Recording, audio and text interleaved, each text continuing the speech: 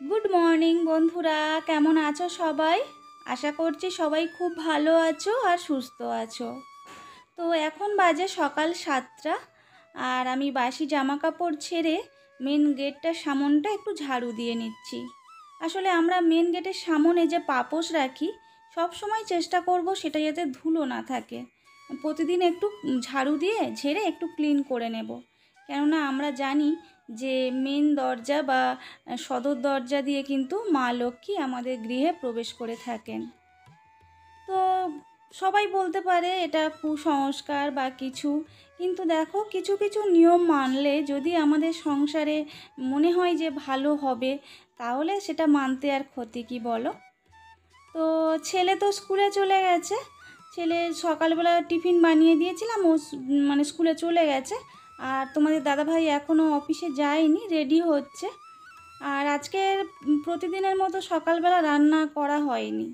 আমাদের বাড়িতে কিছুজন গেস্ট আসবে। গেস্ট বলা ভুল, আমার ভাসুর আসবেন আর আমার এক জামাইবাবু আসবে। তো সেই জন্য তোমাদের দাদাভাই সকাল সকাল একটু বাজার করে নিয়ে এসছে। আর চিকেন নিয়ে এসছে। আর আগের দিন সন্ধ্যাবেলা একটু বাজারে গেছিলাম, ওই যে বগ মাছ হয় না, ওই বগ মাছ আনা হয়েছে। আর জানো তো, এই বগ মাছ আমি এর আগে কোনো দিন খাইনি। তো এই প্রথম আমাদের বাড়িতে আনা হলো। তো তোমাদের দাদাভাই বলল যে ওটা একদম ঝাল করবে, আর মাখো মাখো করে ঝাল করবে, যেন বেশি ঝোল না হয়। আর ওটা নাকি খেতেও ভালো লাগে। তো বললাম ঠিক আছে, তাহলে ঝাল করব। আর জানো তো, ওই যে দাদাভাই আর জামাইবাবু আসবে, দুজনেরই সুগার আছে। তাই ভাবলাম আজকে উচ্ছে ভাজা করতে হবে। এর থেকে ভালো খাবার ওদের জন্য আর কিছু হতেই পারে না। আর এই দেখো, তোমাদের দাদাভাই অফিসে চলে গেছে আর আমি বিছানাটা ক্লিন করে নিয়েছি। এরপরে আমি গাছগুলোতে একটু জল দিতে চলে এলাম। আর এই যে মানি প্ল্যান্ট, এখানে দেখো জল দেওয়ার সময় না আমি বেশি বেশি করে একটু পাতাতেও জল দিই। আর পাতাতে যখন ওই জলগুলো ফোঁটা ফোঁটা হয়ে লেগে থাকে, দেখতে আমার খুব ভালো লাগে, যেন সতেজ মনে হয় একদম গাছগুলোকে। তো দেখো, এরপরে চলে এসেছি ছাদে জামা কাপড় মেলতে। আর দেখতে পাচ্ছ, আকাশটা একদম মেঘ মেঘ হয়ে আছে, একটুও রোদ নেই। কদিন ভোর এই রকম করছে, কখনো একটু ঝিরঝির করে বৃষ্টি হচ্ছে, আবার কখনো হালকা রোদ হচ্ছে, তারপরেই আবার বৃষ্টি চলে আসছে। তো এই বৃষ্টির ভয়ে জানো তো অনেক সময় জামা কাপড় ধুই না, আর অনেক জামা কাপড় জমে যায় মাঝে মধ্যে। তো আজকের ওই জন্য সকাল সকাল জামা কাপড় নিয়ে ছাদে চলে এলাম।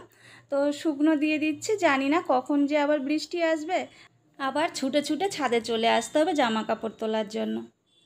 তো চলো জামা কাপড়গুলো শুকনো দিয়ে দিই, গিয়ে অনেক রকম রান্না করব, তো তাড়াতাড়ি রান্নাটা বসাতে হবে। ওই জন্য দেখো সকাল সকাল স্নানও হয়ে গেছে, এবারে যাব পুজো দিতে। আর পুজো টুজো দিয়ে এসে এখানে ওই চিকেন হবে, তাই একটু আলু কাটতে বসলাম। আর আজকের রেসিপিটা তোমাদের সঙ্গে শেয়ার করব।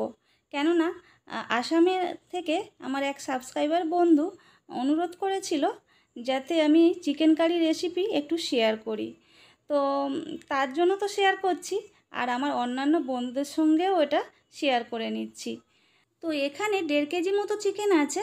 তো এতে দুটো বড় সাইজের পেঁয়াজ কুচিয়ে দিয়েছি, 1 টেবিল চামচ রসুন বাটা, 1 টেবিল চামচ আদা বাটা, তারপরে ওই 2 চামচের মতো হলুদ গুঁড়ো, 2 চামচের মতো লঙ্কা গুঁড়ো, আর দুটো তেজপাতা এখানে দিয়ে দেব।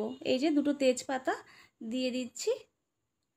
আর এবারে একটু অল্প করে লবণ দেব, বেশি লবণ দেব না, তাহলে কষার সময় কি হবে, একটু জল উঠে যাবে আর ভালো করে কষা যাবে না।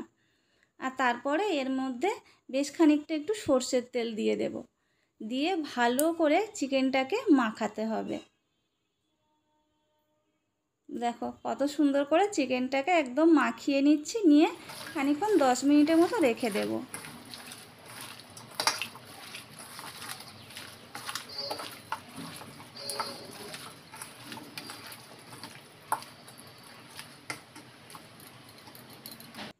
তো দেখো এই মাখানো কমপ্লিট হয়ে গেছে। এরপরে কড়াতে আমি তেল দিয়ে আলুগুলো ভেজে নেব। অনেকে আলু খায় না, কিন্তু আমরা আলু খেতে খুব পছন্দ করি। আর মাংসর ঝোলে যেন আলু না দিলে ঠিক ভালো লাগে না আমাদের।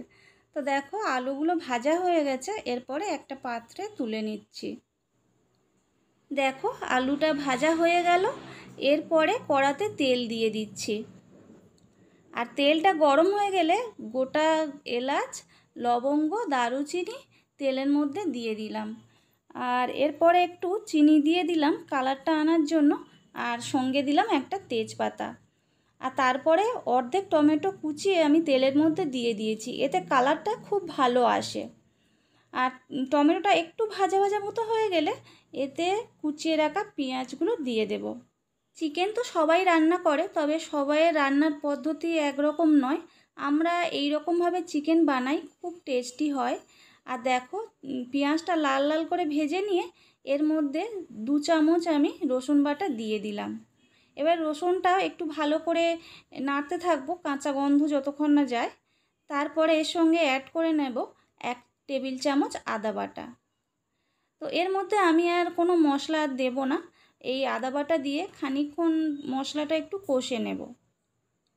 মশলাটা কষা হয়ে গেলে তারপরে ওই যে ম্যারিনেট করে রেখেছিলাম চিকেনটা, ওই চিকেনটা এর মধ্যে দিয়ে দেব। তো দেখো মোটামুটি আমার মশলাটা কষানো হয়ে গেছে। তো এরপরে ম্যারিনেট করা চিকেনটা এর মধ্যে দিয়ে দিচ্ছি। এরপরে চিকেনটা খুব ভালো করে কষতে হবে। এই কষার উপরে কিন্তু রান্নার টেস্ট অনেকটা নির্ভর করে, সে যে কোনো রান্নায়। দেখো মোটামুটি সবাই তো একই রকম মশলা ইউজ করে, কিন্তু তাও দেখবে বিভিন্ন জনের হাতের রান্না বিভিন্ন রকম টেস্ট হয়। আসলে এই কষানোর উপরে অনেকটাই নির্ভর করে রান্নার স্বাদ।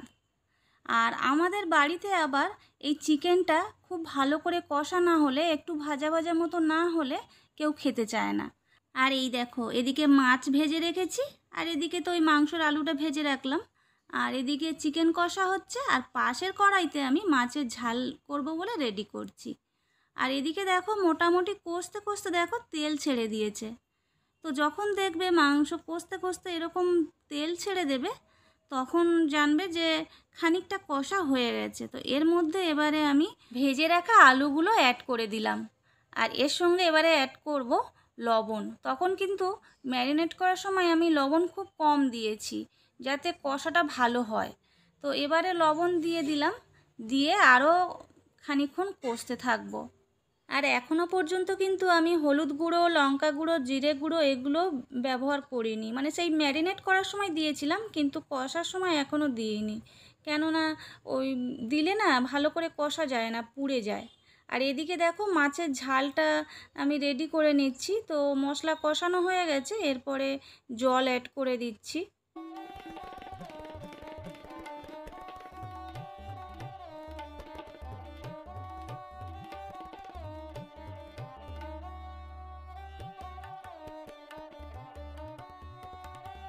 তো মোটামুটি আমার চিকেন কষানো হয়ে গেছে। তো এরপরে ওই মশলাগুলো অ্যাড করব। তো তার জন্য দিয়ে দেব হলুদ। আর এদিকে দেখছি মাছের ঝোলটা ফুটে উঠেছে। তো ভাবলাম ওদিকে মশলা দিতে দিতে দেরি হয়ে যাবে, আগে মাছগুলো এই ঝোলে দিয়ে দিই, তারপরে মশলা অ্যাড করব।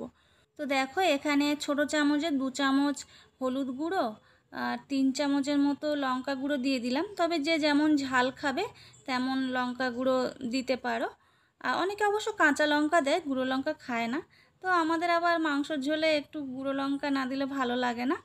আর তার সঙ্গে আমি একটু কাশ্মীরি রেড চিলি পাউডার দিয়েছি কালার আনার জন্য। এমনিতে দিই না, তবে আত্মীয় স্বজন আসছে তো ওই জন্য একটু দিলাম। আর দিয়েছি 2 চামচ জিরে গুঁড়ো। এরপরে চিকেনটা ভালো করে কষতে থাকবো। আর এদিকে গ্যাসের ফ্লেমটা কিন্তু একটু আস্তে করে দিতে হবে। এই মশলাগুলো যখন দেওয়া হবে তখন খুব জোরে যদি জ্বলতে থাকে তাহলে মশলাগুলো পুড়ে যাবে আর অত ভালো টেস্ট লাগবে না। তাই গ্যাসের ফ্লেমটা একটু আস্তে করে দিয়ে খানিকক্ষণ কষতে থাকবো। তো দেখো মোটামুটি কষা হয়ে গেছে, এরপরে জল অ্যাড করে দিচ্ছি। এবারে কেউ যদি একটু কষা কষা মতো খেতে চাও তাহলে জল একটু কম করে দেবে, আর যেমন ঝোল খেতে চাও তেমন একটু জল দিয়ে দিতে হবে। তো আমি এই রকম জল দিয়ে দিলাম, কেননা খুব ঝোলও করব না আবার খুব মাখা মাখাও করব না, মিডিয়াম থাকবে। ওই জন্য এই রকম জল দিলাম 2 গ্লাস। আর আলুটা মোটামুটি অনেকক্ষণ ধরে কষা হচ্ছে, তো অনেকটা সিদ্ধ হয়ে গেছে। আর এদিকে আমার মাছের ঝালটা হয়ে গেছে। তো মাছের ঝালটা দেখো নামিয়ে নিলাম, আর কালারটা খুব সুন্দর এসছে। টমেটো একটু বেশি করে দিয়েছি তো ওই জন্য দেখো লাল লাল কালার হয়ে গেছে। তো চলো, মাছের ঝাল হয়ে গেল। এরপরে দেখি মাংসটা মোটামুটি হয়ে গেছে, বুঝলে তো।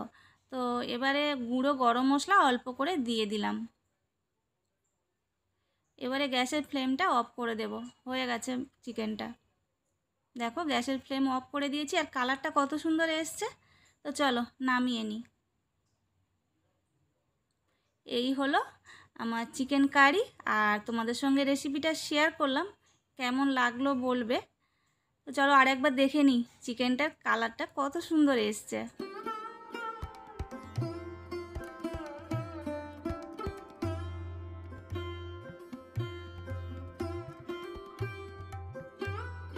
আর এরপরে রান্না করে নিয়েছি উচ্ছে আলু ভাজা। রান্নাবান্না করার পর এবার ছেলেকে স্কুল থেকে বাড়ি নিয়ে আসছি। তো আজকের ব্লগটা তোমাদের কেমন লাগলো জানিও। টাটা।